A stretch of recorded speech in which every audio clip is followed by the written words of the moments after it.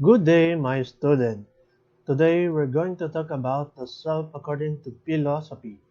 So, in my previous lesson, or my previous discussion, we talked about the introduction to self understanding. Now we're going to focus about the self according to philosophy. Okay? So now, philosophy. So, philosophy is defined as the study of knowledge or wisdom from its Latin roots philo, which mean love, and sophia, which mean wisdom. This field is also considered as the queen of all sciences because every scientific discipline has philosophical foundation. So kung makikita natin, philosophy daw ay is the study of knowledge or wisdom. Okay, na nang galing or hango sa salitang Latin na philo at sophia. So yung philo ay love at sophia ay wisdom. So meaning, love of wisdom kapag ka pinag-combine mo yung philo at sophia. So ibig sabihin daw, kapag ka tiningnan natin yung root word ng philosophy, maita-translate natin siya sa Latin bilang love of wisdom. Okay, love of wisdom, ang philosophy. Ngayon, nakalagay din dito, it is also considered as the queen of all sciences. So bakit siya queen of all sciences? Because every scientific discipline has philosophical foundation.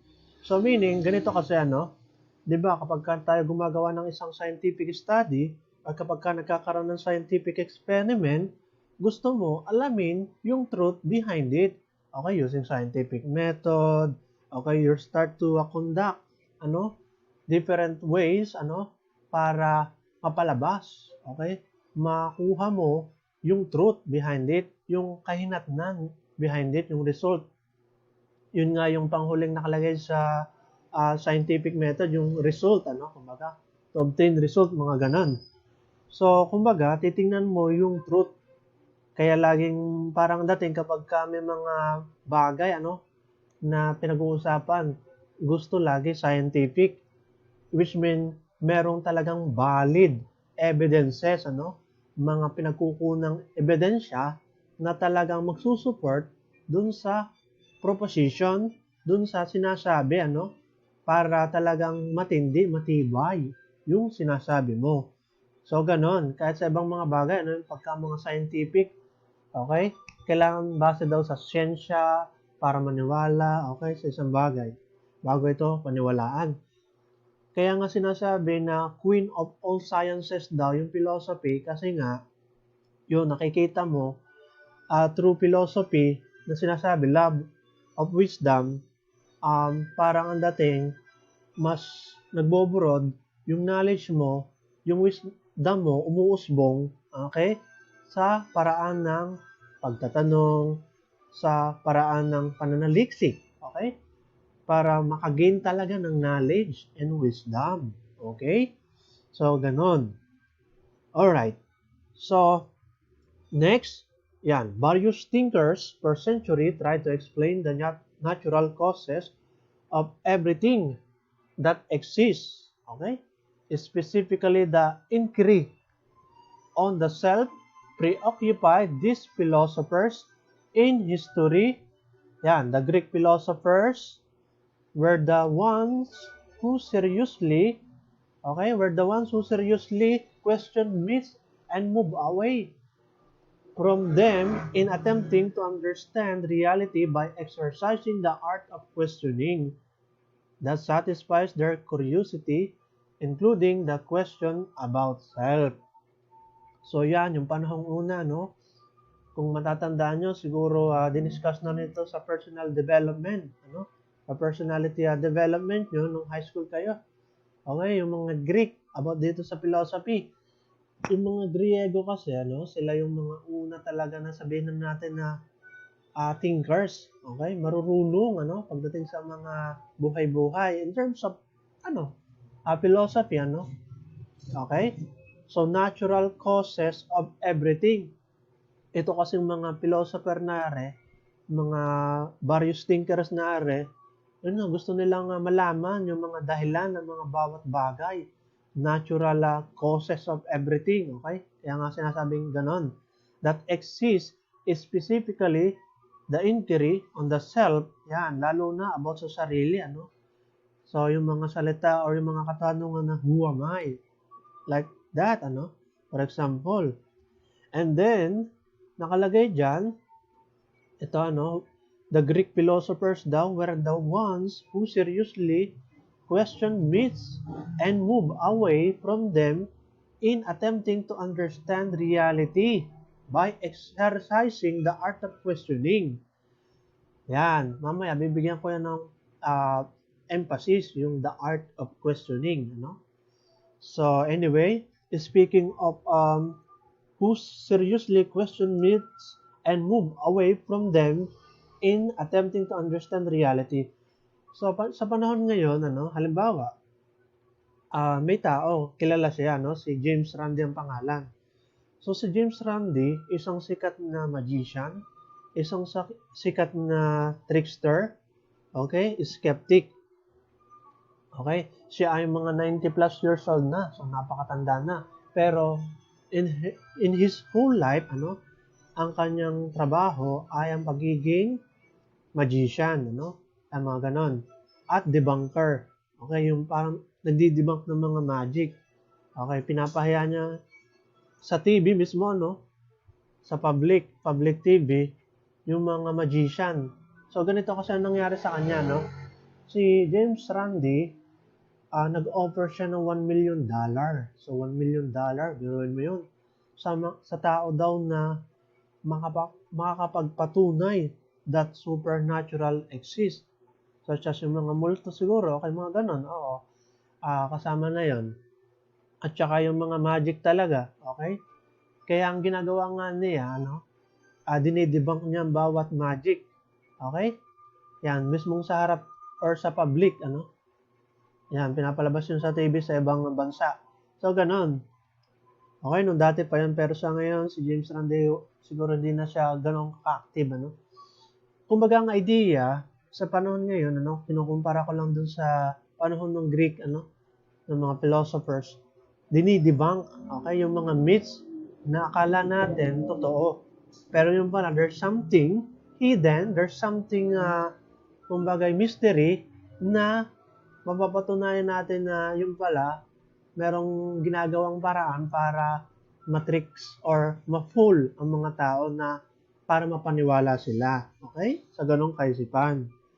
So, yan. Kaya talagang tayo rin mismo, kayo rin, kailangan, dapat tayo maging mapanuri, mapangahas. Yan, parang matanglawin tuloy, ano? Mapanuri, mapangahas. Okay. So, ganun. Bago tayo maniwala sa iba't iba or sa mga sabi-sabi, so, kailangan talagang i-analyze natin ito, kung talagang valid ito, kung talagang tama ito. Okay? O, ganun. And then, okay, so next na tayo. Yan, si Socrates. Si Socrates, okay, mukhang matamlay dyan.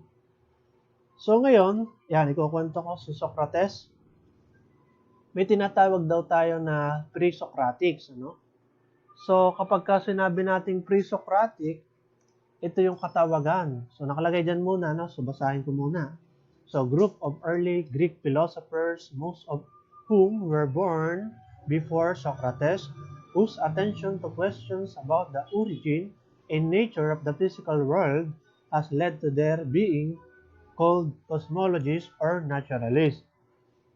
So ganito yan, ano? Kapag ka sinabi natin pre-Socratic, ito yung mga katawagan, ano?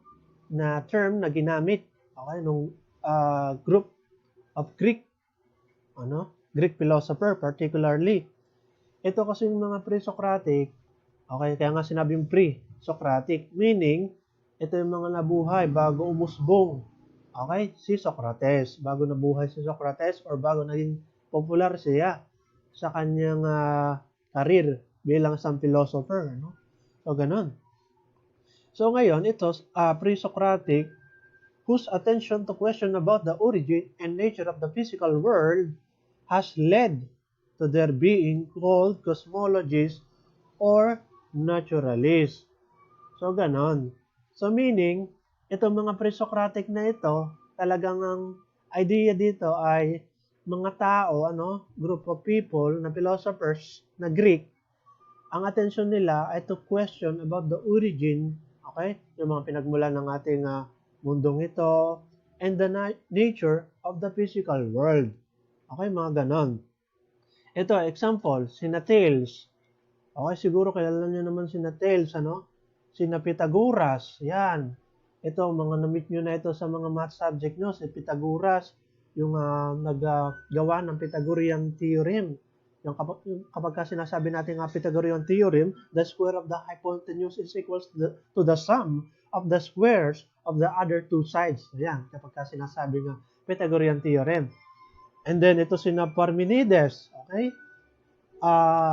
Sa pagkakaalam ko, ito si Parmenides, founder of metaphysics.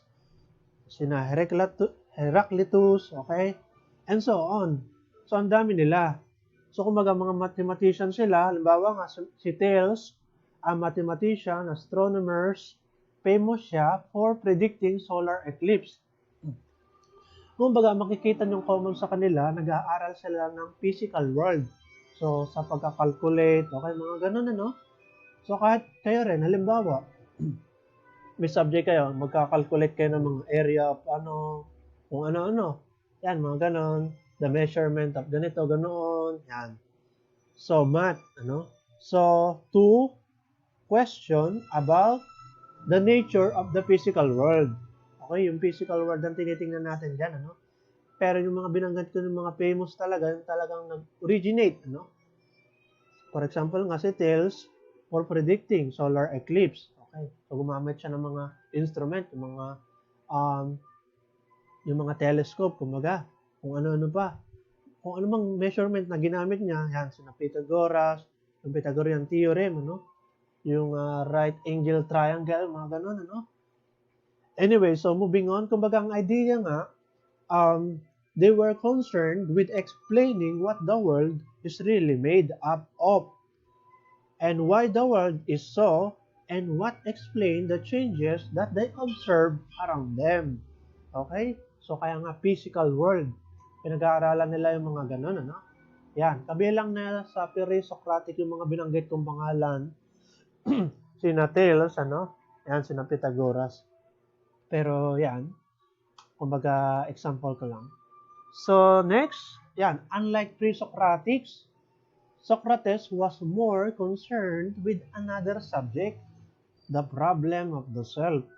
So, kumbaga, kung babalikan natin yung sinasabing pre-Socratic na mas focus sila sa mga natural or physical world, ito si Socrates ay focus niya ay problem of the self, to know thyself. Okay.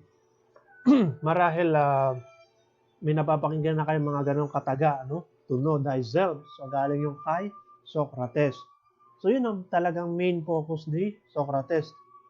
Yung self. So, para mas malaman natin, yung ating sarili, to understand ourselves.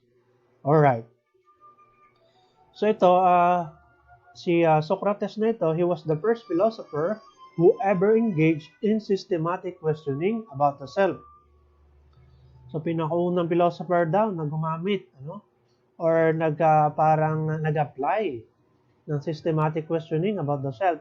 So, mamaya, bigyan natin ng focus, bigyan natin ng emphasis, yung sinasabing Socratic questioning, o kay Socratic method. Nanggaling kay Socrates yon. Yan, ang sabi ni Socrates, to Socrates, and this has become his lifelong mission. So, ang sabi niya, the true task of the philosopher is to know oneself. Yan, talagang focus siya sa sarili, para talagang malaman, para talagang magkaroon ng deep understanding sa ating sarili kumpara dun sa mga natural physical world. Okay? Ano ba? Mga physicists, mga ganon. Okay?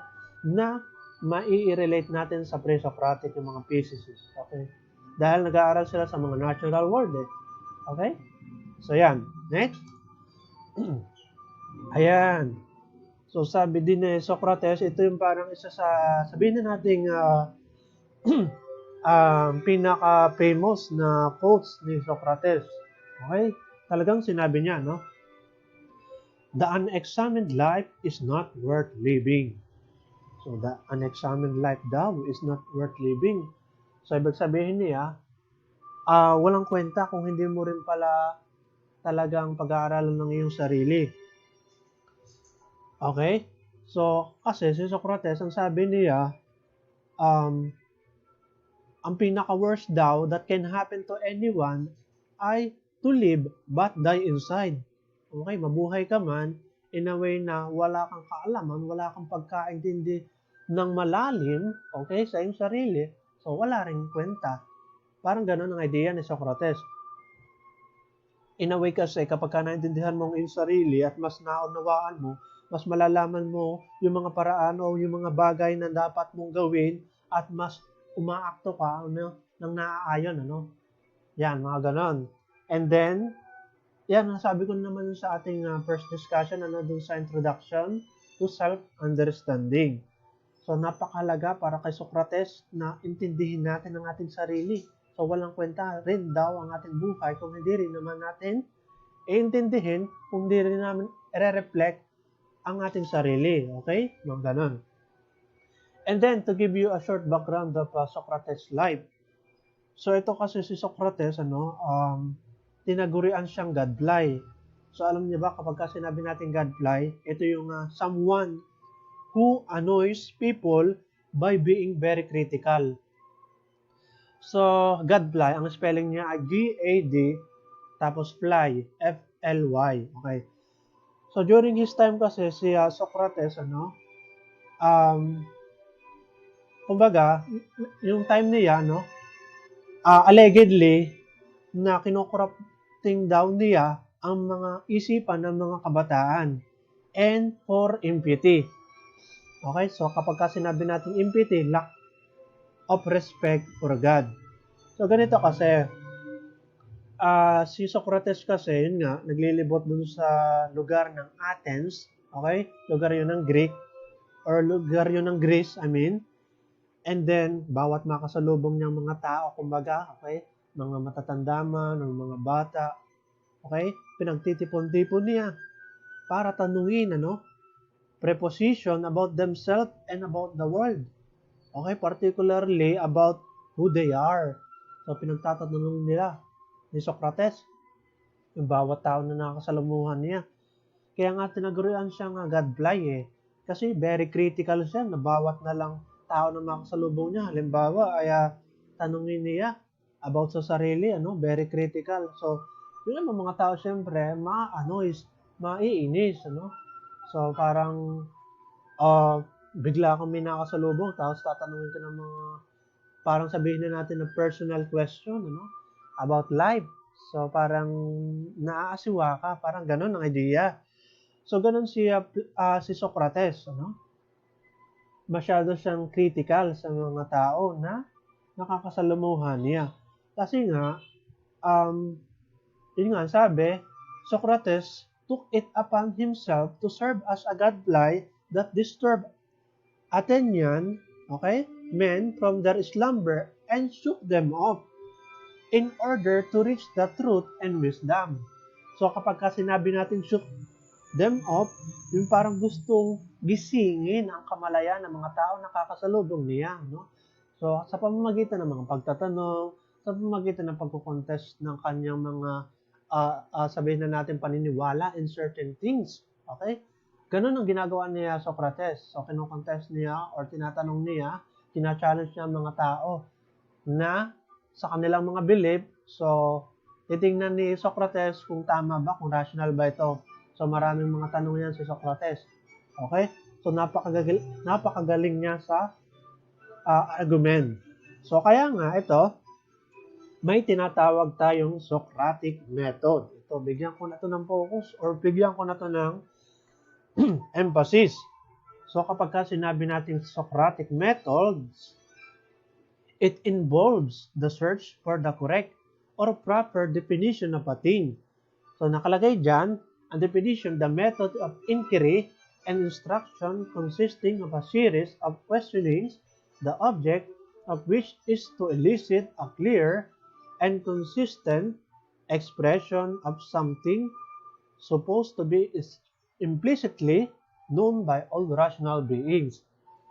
So ganito yan, So kapag ka sinabi natin Socratic method, gusto mo talagang malaman ang truths. Okay? Gusto mo talagang mapalabas ang truth.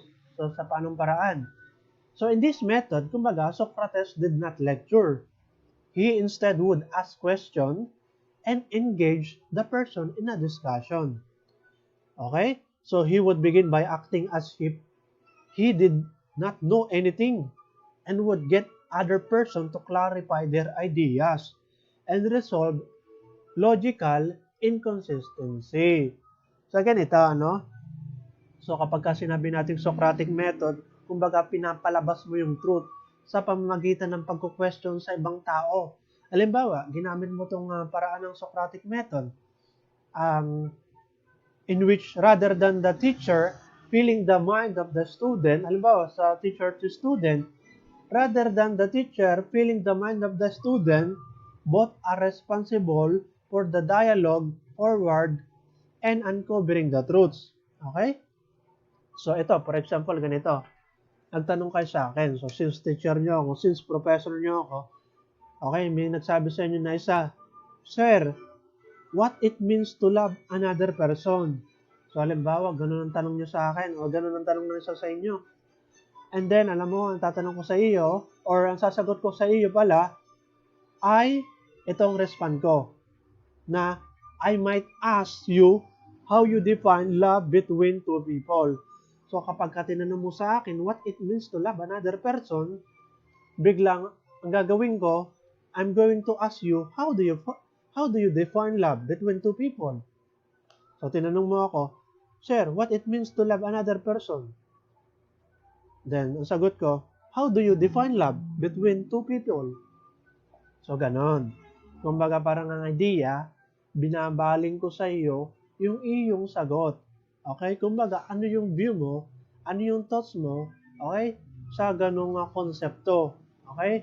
Kaya parang sabihin na natin na hinimay ko yung to love another person na ginawa kong how do you define love between two people? So parang gano'n na rin yun, ano?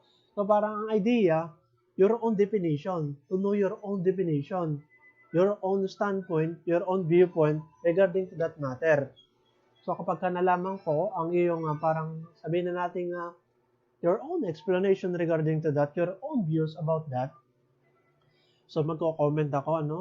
So magre-react ako. So kung magpapakinggan ko muna talaga ng masinsinan, ano? At hihimayin ko. Sabihin na natin himayin ko ang bawat detalyado na sinasabi mo, ano? So yan, gusto ko maging logical, ano? Yan. Ibig sabihin lang yan na gumagamit ako ng Socratic method. So maganda yan pag sa argument, ano? Yan, minsan ginagawa ko rin yan, ano? Halimbawa, kapag nag-argument ako, Socratic method. At alam ko, kayo rin nakakagawa rin yan, ano? Unconsciously. Meaning, hindi mo napapansin na ginagawa mo yan, ano?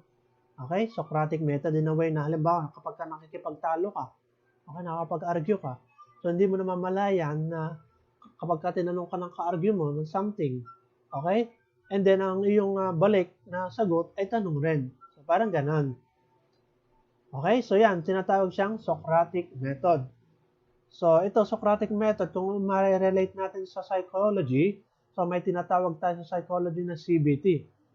So, alam nyo kapag ka sinabing CBT, Cognitive Behavioral Therapy, okay? So, kapag ka sinabi natin Cognitive Behavioral Therapy, ano?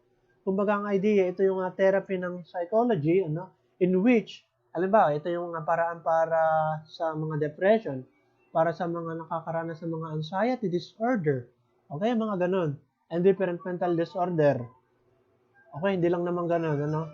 Basta it focus about behavioral, it focus about our cognitive functioning, ano? Kumbaga, inaayos. Sa pagte-therapy na ito, inaayos yung ating flow ng ating kaisipan. Kung irrational ba ito, no? Yan, para maging rational. So, ganito kasi sa CBT or Cognitive Behavioral Therapy. Steadily identifying and eliminating those thoughts, kumbaga, that led to contradiction. Yung mga irrational thoughts nga, no? Titingnan mo doon. Alam ba, ako, therapist, psychology therapy. So, kumbaga, titingnan ko yung mga inconsistent ng inyong belief. So, itatama ko yon. So, ipapalinaw ko yun sa iyo. So, ganon. At saka ang pinaka-idea dito sa CBT, to live in the moment, na kailangan mo mabuhay sa present moment na ito. Huwag mong isipin yung future, huwag mong isipin yung nakaraan. Basta, magkasya ka na, kumbaga, kung ikahon mo na yung sarili sa pagkakataon nito. Hindi sa hinaharap, huwag mong isipin ng hinaharap kasi kapag iniisip natin ang mga bagay na hinaharap, so na-anxious tayo. At kapag iniisip naman natin ang mga bagay na mga nakaraan, nade-depress tayo. Kaya mas mahalaga na present moment, present time ang iniisip natin. So ganoon din ang idea ng CBT na tinatawag. Nire-relate ko lang sa Socratic method kasi sa Socratic method, both Socratic method and CBT, kumbaga ang idea to challenge and change our thoughts pattern, yung mga irrational beliefs natin sa mga bagay-bagay para maitama natin. So, ganun ang parang sabihin na natin idea, okay? Or talagang meaning ng Socratic method, okay? Na interrelated sa CBT. Na sasabihin natin na, mukhang walang alam. Diba, gumamit ako ng Socratic method. Sasabihin mo sa akin, mukhang walang alam ito. Kasi bakit sa akin pa tinanong ay siya ang tinatanong ko. Ang sabi nga ni Socrates, the only true wisdom is in knowing you know nothing. So, ganon. So, naniniwala ako doon. Alam niyo kung bakit. Kasi, kumbaga, pinapakita doon ang humbleness. In a way na masasabi natin na, nagkaroon ako ng wisdom. Nagkaroon ako ng karunungan about this sa mga bagay na ganito. Nagkaroon ako ng knowledge sa mga ganito. Kumbaga, the more I know, the more I realize that I do not know this. That the more I realize that I do not know. Okay? Which mean na kapag mas marami akong natututunan, mas marami akong nalalaman sa mga bagay-bagay, mas nare-realize ko na marami pa pala akong na hindi alam. So, kumbaga, wala pa pala akong halos alam.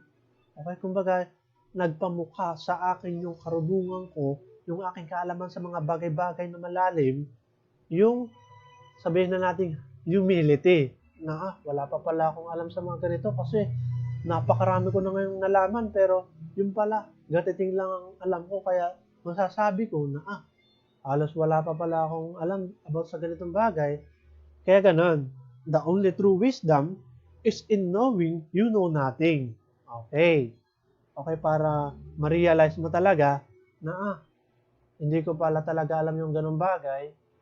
Kasi nga, dahil napamukha sa akin ng mga different knowledge regarding to this, napakarami na masasabi mo, hindi ko pa pala alam yung mga ganung bagay, napakarami pa dapat palang alamin. Yan, okay?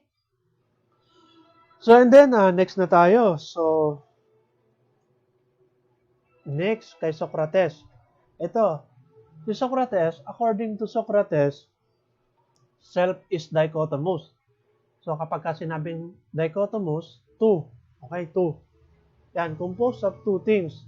Our self daw is composed of two things. The physical realms, okay? The physical realms and the ideal realms.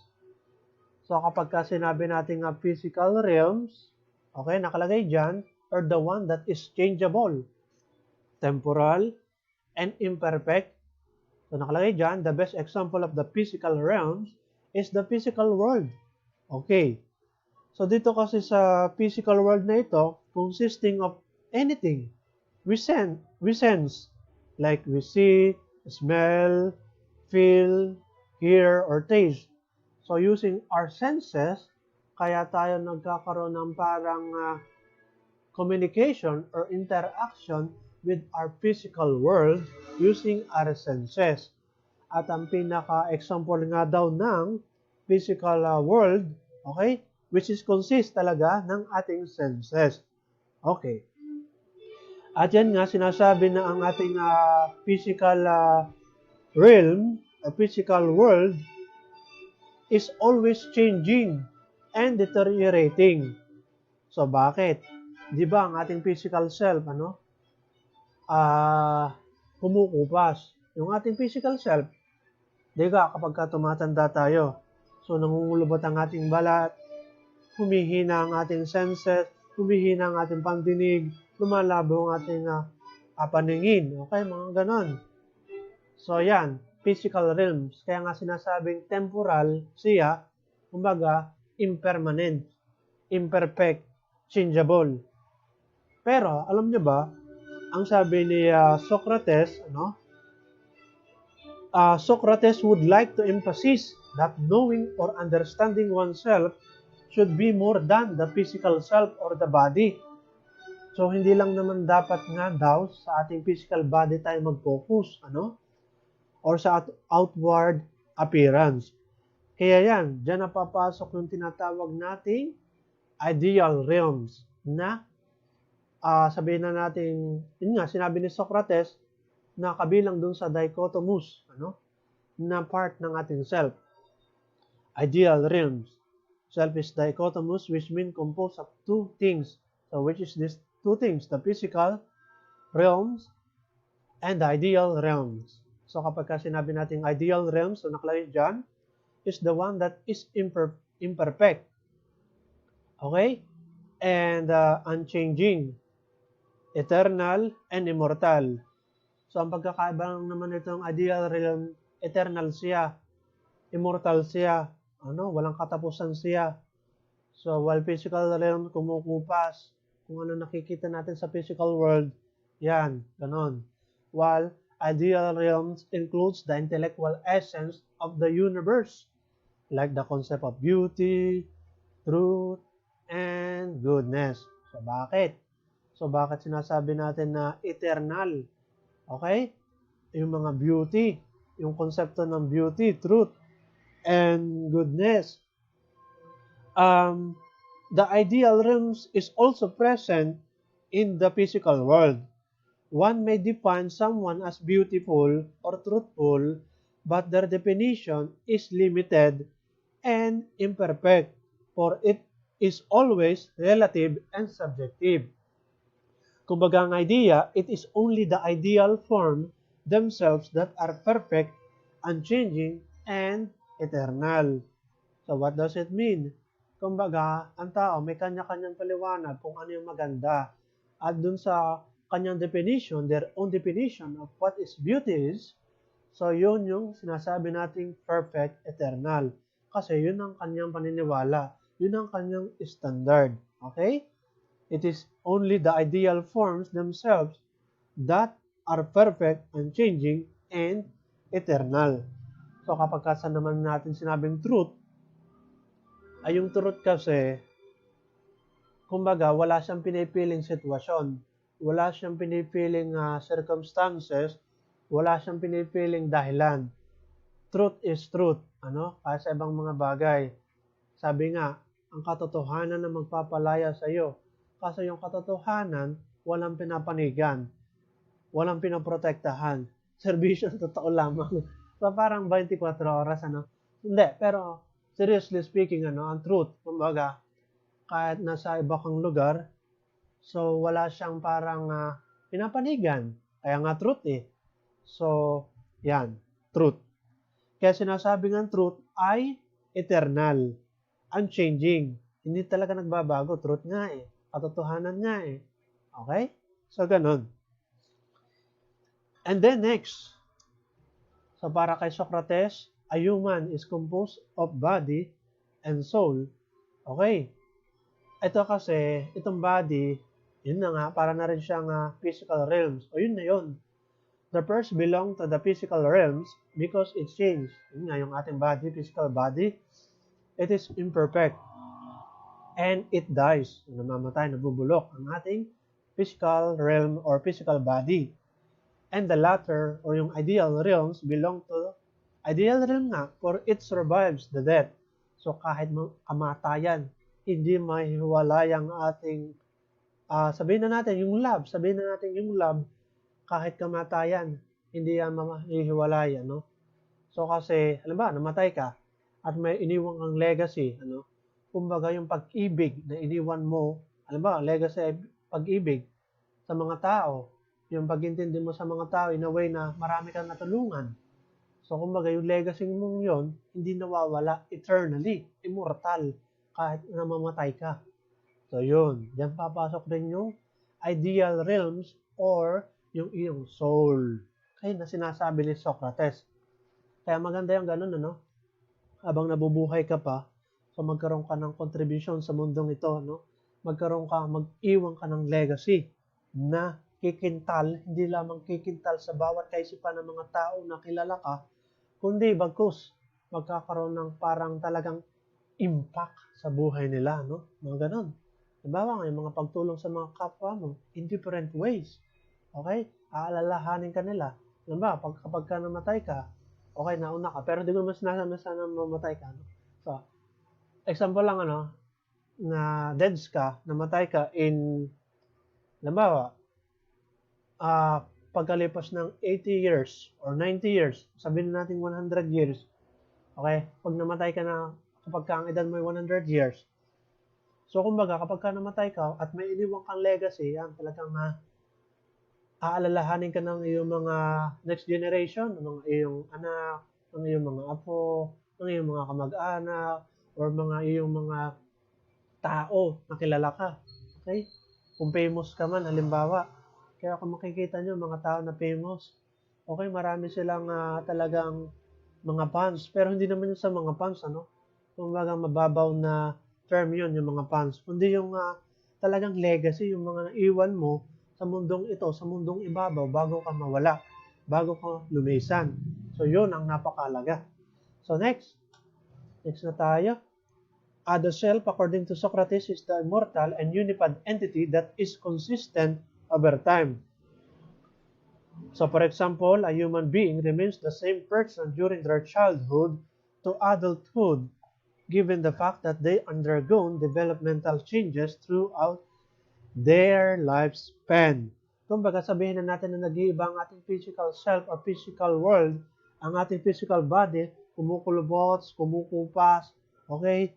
But, okay, childhood to adulthood. Pero, okay, nag-iiba ang ating pag-iisip, ang ating physical appearance, pero tayo pa rin yon. Okay? Kaya sinasabing consistent. Mag-iba man ang ating height, okay, pagka tumatanda tayo, di ba? Okay, kumpara sa nung bata tayo. So yan, yung mga pandak dyan na hindi pa rin tumatangkad. Okay lang yan. Pero sa mga ibang aspeto, yan, nag-iiba ka. Okay, mga ganun. Yan.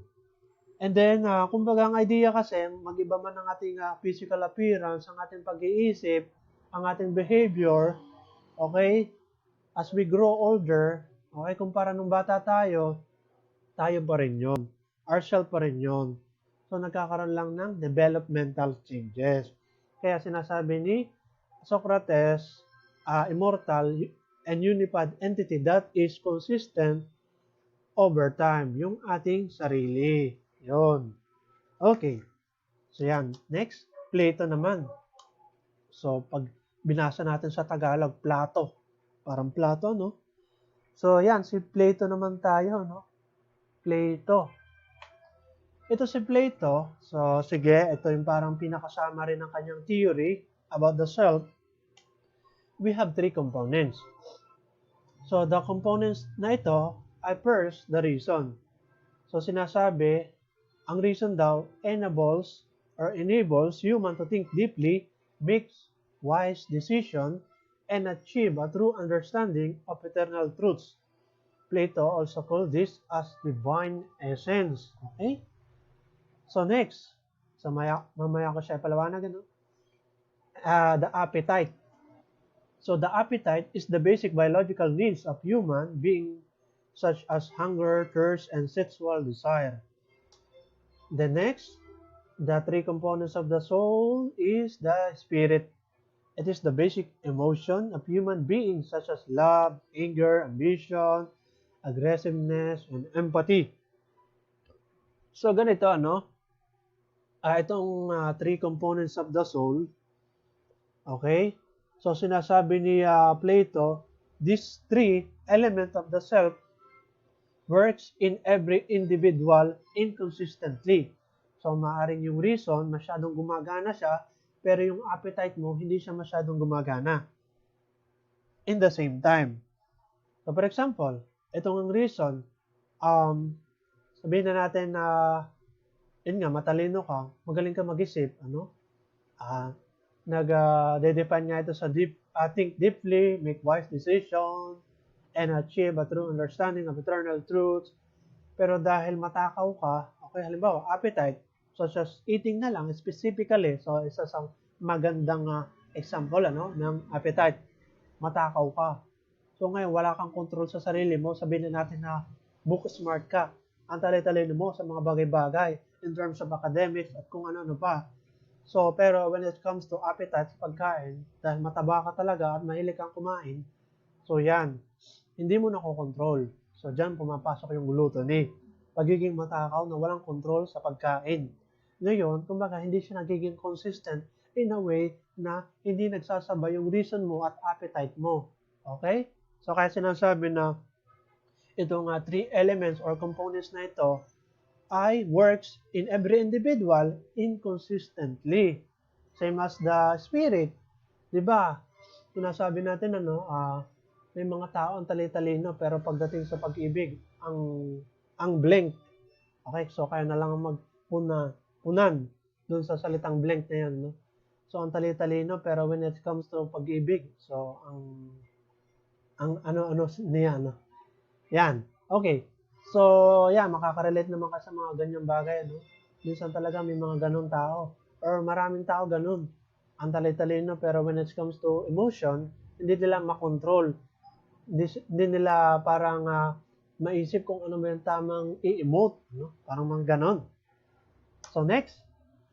According to Plato, it is always the responsibility of the reason to organize, control, and reestablish harmonious relationship between these three elements or these three components of the soul. So Plato emphasized the justice in the human person that can only be attained daw if the three parts of the soul na ito are working harmoniously with one another. So ma-attain lang natin ng isang, sabihin na natin, justice kapag ka itong tatlong ito ay nagpapangsyon ng harmoniously, kumbaga, ng consistently. Okay, so ganun ang sinasabi.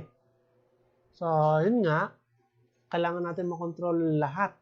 Okay, lalo na ng ating isipan, ng ating emotion. Okay, ng ating mga pinagagawang desisyon. So ngayon, illustration ni Plato doon sa tatlong components ng soul. Ito, riding in a chariot.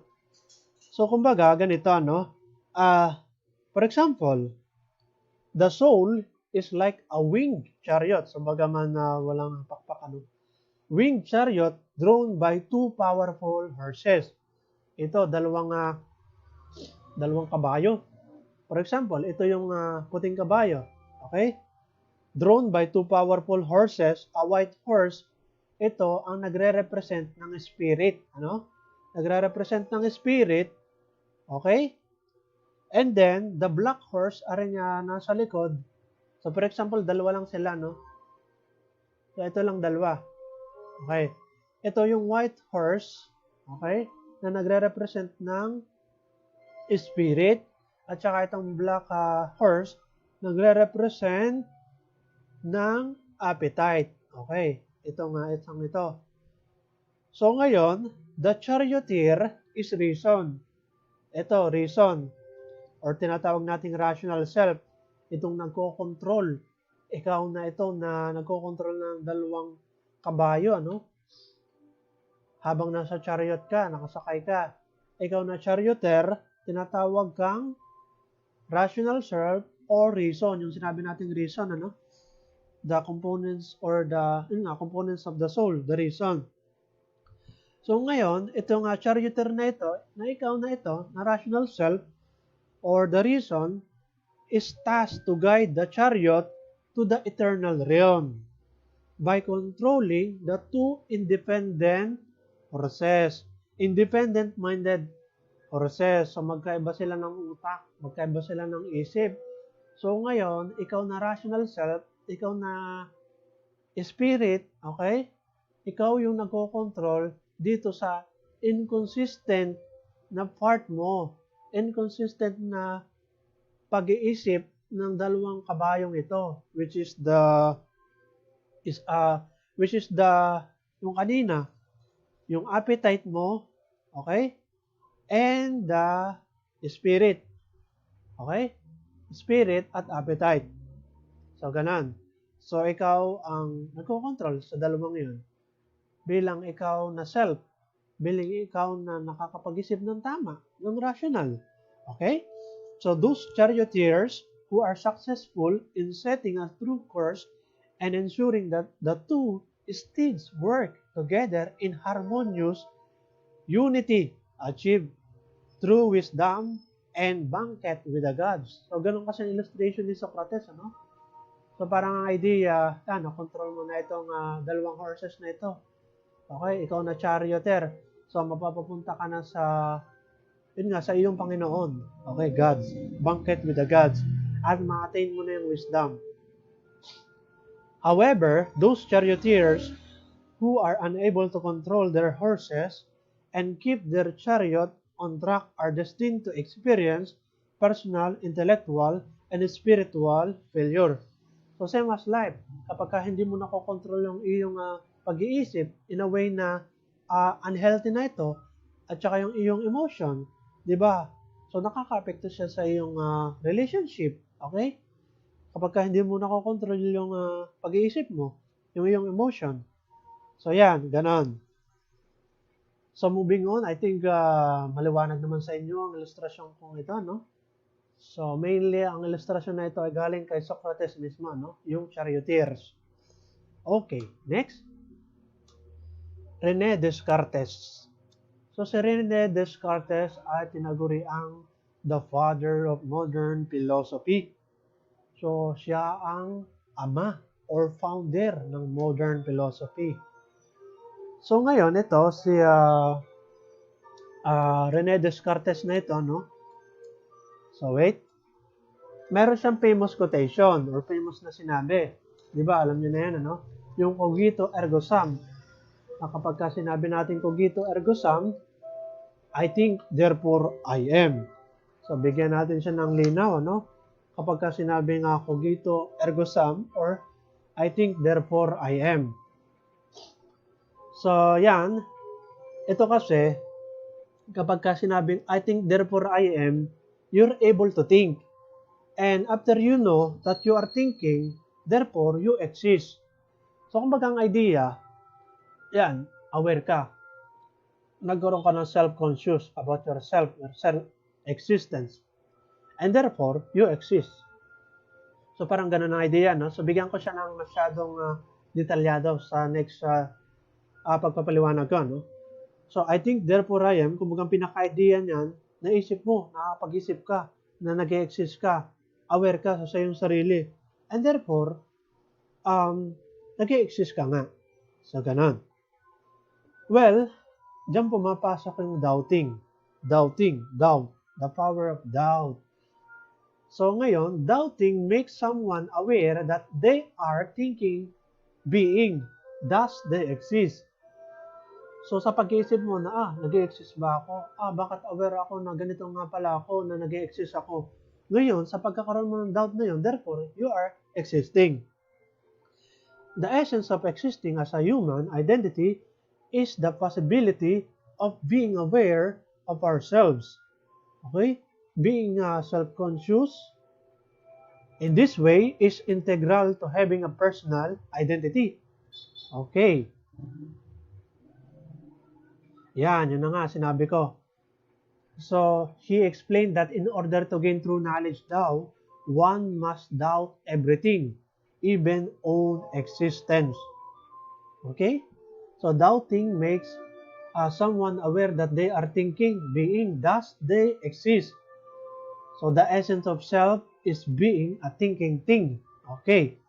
So, ganito yan. So, for example, you can always doubt the certainty of everything. So, kahit ako, may mga bagay na hindi ako agad maniniwala. Lalo lang yung mga amazing talents, ano, yung talagang kagila-gilalas or mga ginagawa ng tao na sabihin na natin, hindi ka panipaniwala kasi sobrang galing nila, no?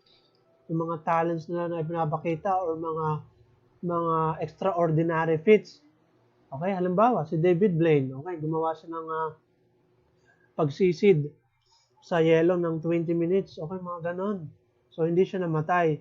When normal person can hold their breath like 1 minute lang, pero siya nakaya niya 20 minutes. So, may mga pagkakataon, hindi lamang siyempre sa mga magic or kahit sa mga ibang mga bagay na parang makakaranas ka ng doubt. At sa pagka-doubt mo yun, kumbaga kino-contest mo, china-challenge mo kung talagang totoo ito, kung talagang nag-e-exist ito. So, ganun. Kaya sinasabing, yun nga, doubting makes someone aware that they are thinking being. So, nalalaman mo na talagang tao ka, talagang nilalang ka, kasi nga, nag-iisip ka, kasi nga, yun, nagkakaroon ka ng doubt, okay, to your existence. So, ito, kumbaga, parang sabihin na natin, strange illustration. For example, if you are seeing yourself in the mirror, it doesn't prove that you are exist. You may simply have been possessed by a demon. Okay, mga ganun. Halimbawa, tumingin ka sa salamin, pero hindi ibig sabihin sa pagtingin mo sa salamin, ay ikaw nga yun. Yung pala, demon pala yung nakikita mo. Okay, mga ganun, pagka napopossess ng evil spirit. So, nagkakaroon ng doubt. Okay? So, next. Ito kasing doubting na ito, interrelated siya sa sinasabing cognitive dissonance. So, ito ay term sa psychology, So, cognitive dissonance. Okay. So, kapag sinabi natin na cognitive dissonance, the state of having inconsistent thoughts, beliefs, or attitude, especially as relating to behavioral decision and attitude change. So, kumbaga ganito yan, yung feeling of mental discomfort leading to an alteration in one's of the attitudes, beliefs, or behavior to reduce the discomfort and restore balance. So, for example, ganito. Nagsisigarilyo ka. So, mahilig ka magsigarilyo. Pero sana naman hindi, So, or sana naman hindi ka nagsisigarilyo. So, masama kasi, So, ganito. For example, nagsisigarilyo ka. So, yung pagsisigarilyo mo na yon, under ng cognitive dissonance, yun yung behavior. And, alam mo, ang pagsisigarilyo can cause cancer. And sa pag-aalam mo na gayon, na can cause cancer, yun yung cognition. So, ngayon, they are in state of cognitive dissonance.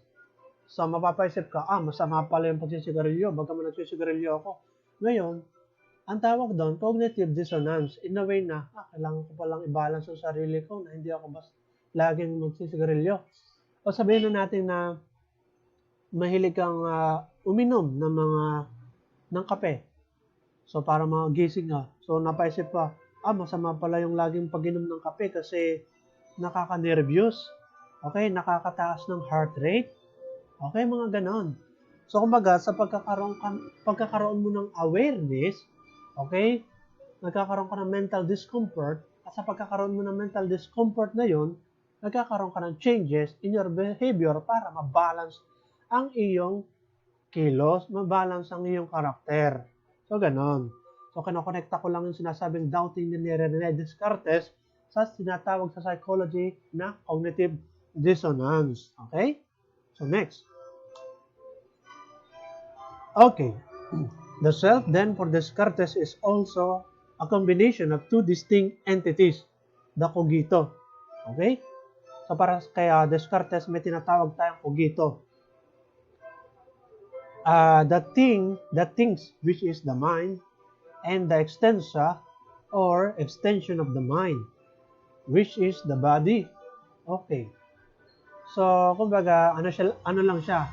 Mind, body. Mind, body. Okay. The cogito is the mind. The body is the extensa. Okay. So, ganun. Sinasabi nga, that things, ito yung ating mind. And the extension or the extension of the mind, which is the body. So, ganito, sabi ni René Descartes regarding to that din, he also maintained, so may sinabi pa sa dito, no? So, dito muna, the body is nothing else but a machine that is attached to the mind. The human person has it, but it is not what makes a man is, if at all, that is the mind. So the body is nothing else but a machine that is attached to the mind. The human person has it, but it is not what makes man a man. If at all, that is the mind. So kumbaga ang idea niya, naka-attach lang yung ating body sa ating mind. Ano? Parang machine lang siya, no? Yung ating body. Okay? The human person has it, but it is not what makes man a man. So may body tayo, pero hindi yan yung parang talagang what makes a man a man. Okay. So bigyan ko siya ng detalye. Ano? So ganito. Ito, for example, ang sabi ni Rene Descartes, he also maintained that the soul and the body are independent of one another and each can exist and function without the other. So, ganun, ang pinakaibag sabihin niya sa the human person has it, but it is not what makes man a man. Okay? Ang sinasabi dito, kumbaga, independent yung mind natin sa ating body. So, for example, kapag tayo natutulog, okay, or na-comatose, our bodies continue to function, even though our minds are not thinking. Okay? Much like the mechanism of a clock. So, di ba, kapag natutulog tayo, siyempre, hindi daw tayo nag-iisip. Or, siguro sabihin na natin most appropriate kapag comatose, ano? Kapag comatose, so, hindi nagana yung ating utak. Or, yun nga, walang brain activity, kumbaga. Kumbaga, nakahiwalay siya sa ating body. Pero, ano pa ako, nagda-doubt pa ako kapag natutulog na hindi tayo nag-iisip. You know what? Meron kasi sa mga research, kapag daw tayo natutulog, mas active ang ating brain. Alam niyo kung bakit? So, yung ating brain, ino-organize niya yung mga memories natin kapag tayo natutulog. Yung mga, diba, sa ganong araw na nagdaan o kahit sa mga nakaraan, okay, in the past. So, ino-organize, kapag tayo natutulog, ino-organize ng ating brain yung mga memories para maging clear sa atin. Okay, mga ganon. Kaya mas active ang ating brain kapag natutulog. Okay? Yan. So, anyway, ito na lang, example, Halimbawa, ito magandang example, with my own example. Ipis. Di ba ang ipis, kapag tinanggalan mo siya ng ulo, buhay pa rin siya, Okay, buhay pa rin siya. In which, pinapakita doon na kahit wala siyang utak, wala talagang utak, walang ulo ay nakakagalaw pa rin siya. Kumbaga, mamamatay lang siya sa pagkagutom. Pero, mabubuhay siya, kahit walang ulo. Okay. Pero na lang kapag nagutom siya, siyempre, kailangan ng ulo, kailangan ng bibig para makakain, para mapapunta ang pagkain sa katawan. Pero, kumbaga, ang idea, ang ating mind at ang ating body ay separate from one another na, yun na nga, ang sinasabi ni Rene Descartes. Okay? So, ganun, magandang ilustrasyon yun, Ang ating utak, ang ating ulo, ating mind, sa ating body, yung illustration ko na ipis. Okay? So, ganon. So, and then, okay. So, si Rene Descartes, he identified the physical self as a part of nature, governed by the physical laws of the universe, and available to scientific analysis and experimentation. And the conscious self, which is the mind and the soul, is a part of the spiritual realms, independent of the physical laws of the universe, governed only by the laws of reason and God's will. Kumbaga, masasabi na natin na separate nga yung ating spiritual realm sa physical realm. Okay? Spiritual aspect natin. And because it exists outside of the natural world of cause and effect, the conscious self is able to exercise free will in the choices it makes. Kumbaga, given na nga yung ating sarili. Given na nga yung ating physical self, yung ating pag-iisip. Kumbaga, nasa sa atin kung paano natin kukontrolin. Which is the conscious self is able to exercise free will. Okay? In the choices we make. So anyway, next topic, si John Locke. Yan, narinig nyo ng pangalan na ito, no? John Locke. No, Locke. So yan, kilala sa concept na tabula rasa. So kapag sinabi nating tabula rasa, ay blank slate. So blank slate. So kapag sinabing blank slate, assume the nature or the nurture side of human development. Hindi, ang tabula rasa or blank slate, ito yung it talks about the nurture side of human development. So to give you a more concise definition of it, the tabula rasa, so kapag sinabi ng tabula rasa, the mind in its hypothetical primary blank or empty state, okay, before receiving outside impression. So kumbaga ganito, no? Kapag sinabi natin tabula rasa, all knowledge come from experience or perception. Okay? So which mean, pagkapanganak mo pa lang, blanko ng utak mo. So yun ang kanyang theory. So kumbaga, kailangan i-develop, kailangan, kumbaga, magkaroon ng maturation ng iyong mind, ng iyong brain. Okay? So, yun ang kanyang theory ni John Locke, ng tabula rasa, na pagkapanganak natin, blank. So, wala tayong utak. Parang ganun, Ibig sabihin, walang laman ng ating utak. Blank slate nga eh. So, primary blank. So, ganito. Sa psychology, may tinatawag tayong collective unconscious or archetype. Under niyan kay Carl Jung. So, maaaring napakinggan nyo na rin siya, si Carl Jung. So, ganito. Kumbaga, iko-connect ko lang sa theory ni John Locke na blank ang ating utak or sabihin na natin walang laman ng ating isipan pagkapanganak pa natin. Pero ganito, sa pagkakaalala ko, kapag sinabi natin collective unconscious or archetype under nung sinasabi niya Carl Jung, okay? Sa psychological term yun, yung collective unconscious and archetype, ito yung mga memories, okay, na nanggaling sa ating ancestor. Okay? Collective unconscious nga eh. Kumbaga, unconscious memories na nanggaling sa ating ancestor. So, kumbaga ganito. Halimbawa, pinanganak ka. So, ngayon, nung pinanganak ka, yung iyong mothers, yung iyong parents, yung ilan sa mga memories ng iyong mga parents, so mapapasa sa iyo. Parang ganon. Or halimbawa, sa mga lolo mo at lolo, or mga ganon, yung mga ancestor mo, kumbaga, yung ilan sa mga kaisipan nila, okay, ilan sa mga memories nila, collective unconscious memories nila, so mapapasa sa iyo. Okay, pagka pinanganak ka. So parang ganun, para magkakaroon na agad ng laman ng iyong utak, laman ng iyong brain. Okay, kaya kinukumpara ko lang, kinukontrast ko lang sa sinabi ni John Locke na tabula rasa. So parang ganun ang ideya, So anyway, moving on. Okay, so ang sabi ni John Locke, the self according to Locke is consciousness.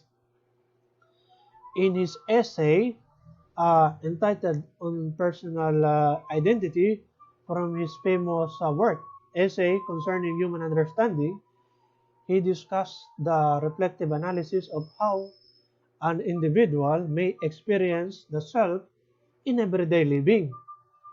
So yan, he provided the following key points. Okay, about sa self, to discover the nature of personal identity. Yan, to discover daw the nature of personal identity, it is important to find out what it means to be a person. So, siyempre, unang-una yan, parang defining the self, to find out what it means to be a person. May kasabihan nga tayo, madaling magpakatao, pero mahirap magpakatao. Madaling maging tao, pero mahirap magpakatao. So, siguro, sabihin na natin para i-relate na natin sa important keys na sinasabi ni John Locke. about sa self, ano? Okay? To discover the nature of personal identity, it is important to find out what it means to be a person. Okay. So, madaling maging tao, pero mahirap magpakatao. So, same as sa atin. Halimbawa, yun nga, kumbaga ang idea dun sa kasabihang yon, ano? So, kumbaga nirelate ko lang dun sa sinabi ni John Locke sa kanyang first important key about the self. Well, yun nga, may mga tao na sabihin natin na madaling pinanganak, okay? Pero nung lumaki siya, ang hirap pakisamahan. Ang behavior niya ay sabihin na nating bad, okay, hindi maganda. Kaya character talaga, behavior talaga ang tinitingnan sa isang tao. Kaya nang sabihin, ang taas ng pinag-aralan ko, ang galing-galing ko, intellectually, pero yung behavior mo naman, nasaan? So, parang ganun ang idea. So, next. So, nire-relate ko lang yan na ng buhay, pero hindi ganyan yung para talagang sinasabi ni John Locke. Number 2, a person is a thinking, intelligent being who has the abilities to reason and to reflect. So, parang related din siya sa mga nagdaan, ano? Halimbawa, yung mind. Ito yung mind, ano? Yung kay Socrates, di ba, the soul and the rational self. Okay, mga ganun. So anyway, moving on, a person is a thinking, intelligent being who has the abilities to reason and to reflect. So, bago lahat yun nga sinabi na Descartes, but what then I am, or am I? A thinking thing? It has been said. But what is a thinking thing? It is a thing that doubts, understand, or conceive, affirms, deny, wills, refuses, that imagines also, and perceive. Yun ang sabi ni Descartes, ano? Kumbaga, binalikan ko lang ng konti. So, it's about thinking kasi, ano? Na, sa point ni John Locke na a person is thinking, intelligent being who has the abilities to reason and reflect. So, nakakapag-isip tayo, no? Compared to other creation or, yun nga, ibang nilalang. So, next, number 3, a person is also someone who considers himself to be the same thing in different times and different places. Okay. So, kumbaga, ang idea, ganun ang usual na ginagawa mo. Okay?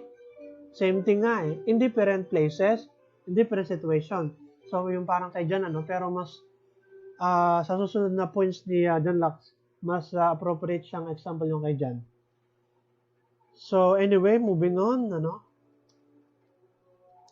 Consciousness as being aware that we are thinking always accompanies thinking and is an essential part of the thinking process.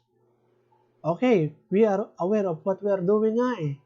Kumbaga, sa pagkakaroon ng awareness na ito, ano, of thinking, being aware that we are thinking, aware tayo sa ating ginagawa, so mas ginagawa natin kung ano yung nararapat, kung ano yung tama. So next, ito na yung sinasabi ko.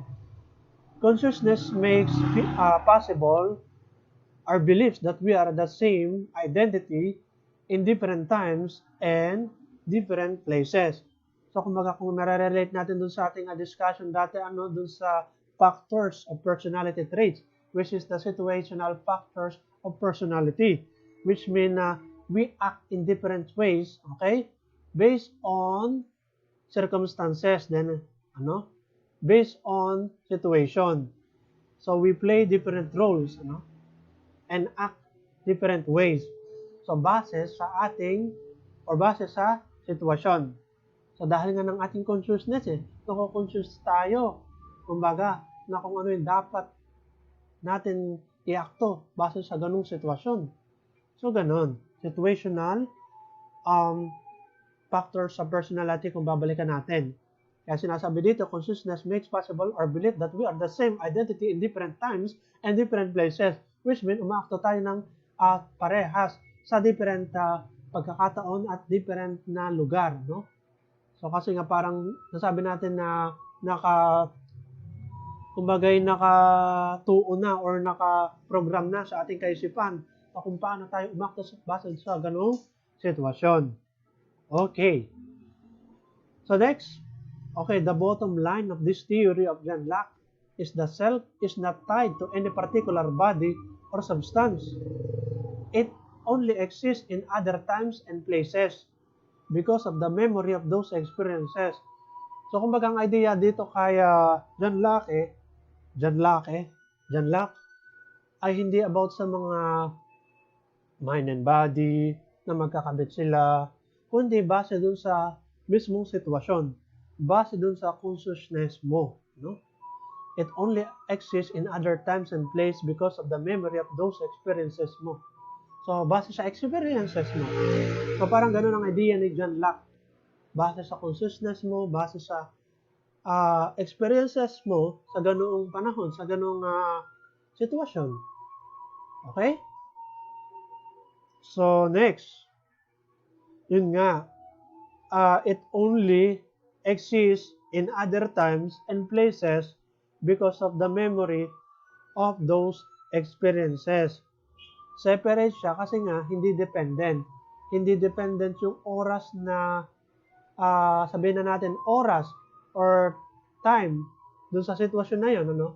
Kasi nga, kumbaga, separate siya in a way na may kanya-kanya tayong mukha na pinapakita base sa sitwasyon, base sa circumstances. So, ganun, parang yung diniscuss ko noon, ano, sa introduction of the self-understanding under nung determinants of the personality, which is the factors or the biological factors of determinants of personality, which is the situational factors of personality. So, anyway, moving on. David Hume. Okay, kay David Hume na tayo. Alright. So, ito, si David Hume. So, wait natin, ano? So, David Hume.